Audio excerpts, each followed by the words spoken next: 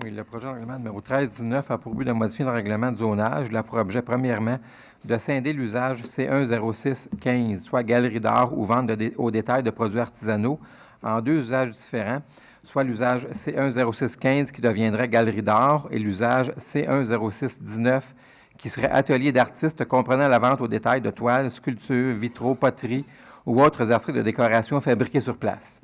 Deuxièmement, d'autoriser l'usage des sous-classes I103, soit industrie d'appoint à la construction, I114, fabrication de meubles et accessoires de maison, et C203, services spécialisés, de même que les usages C90114, atelier de soudure, C90214, services d'entreposage, et le nouvel usage C10619, donc l'atelier d'artistes comprenant la vente au détail de toiles, sculptures, vitraux, poteries ou autres articles de décoration fabriqués sur place, à l'intérieur de la zone I3001, située sur la 9e avenue du côté nord, à l'intersection du boulevard d'Iberville.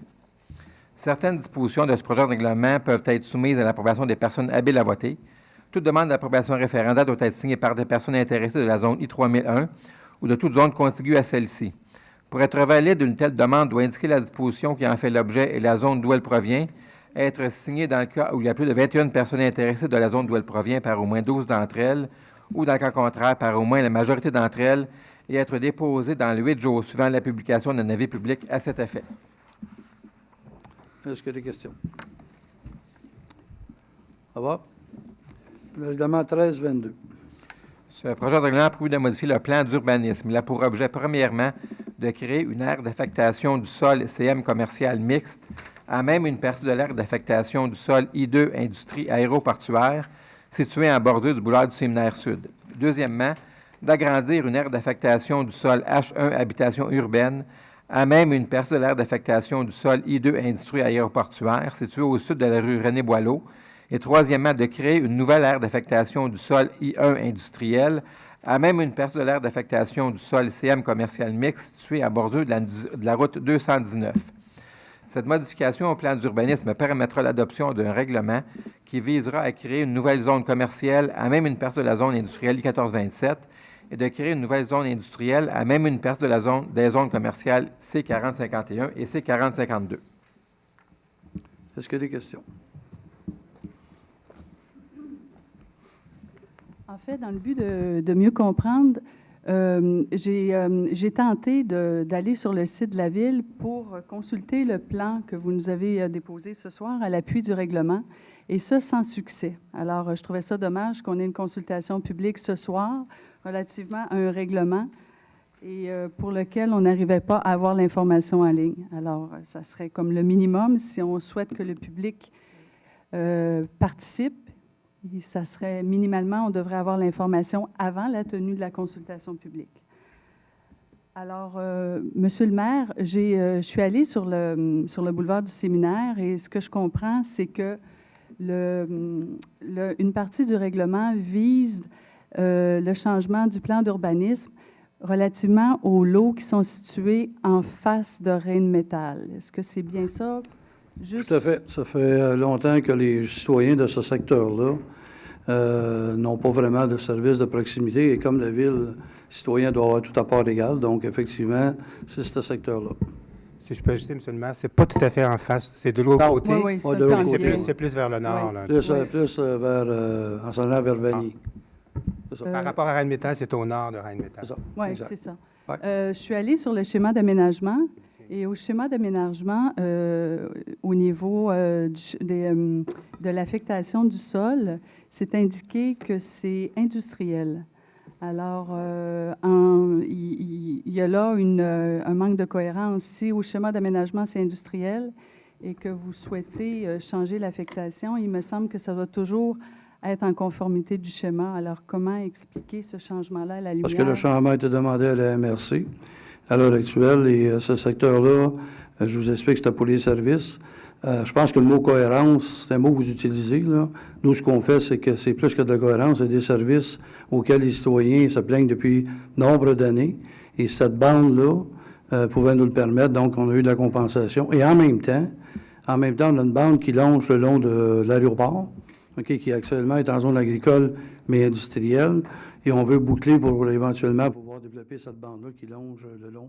C'est dans les projets. Donc, tout ça, dans mon livre, en tout cas, pour moi, ça fait beaucoup de cohérence. De un, donner des services, et de deux, d'avoir l'opportunité de développer une bande industrielle avec des services le long de l'aéroport. Mais dites-moi, Monsieur le maire, est-ce que le schéma d'aménagement a été changé? Schéma d'aménagement, la demande a été faite à Est-ce que tu as l'info? Oui, vas-y. Il n'a pas encore été modifié, mais la demande, effectivement, est en train de cheminer. Alors, Voilà. il me semble que normalement, un plan d'urbanisme doit être modifié suite à une modification du schéma d'aménagement et non l'inverse. Bon, je pense qu'on peut travailler en simultané.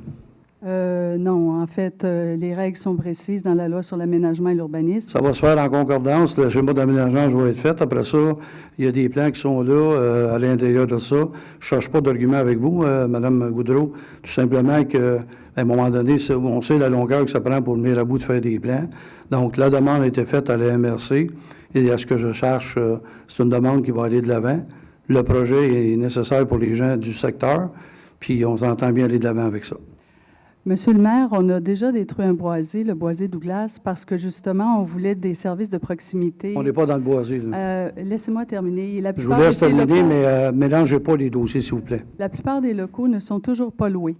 Actuellement, le chiffre magique, c'est le chiffre 15. Il y a 15 espaces commerciaux qui sont actuellement vacants au carrefour Richelieu.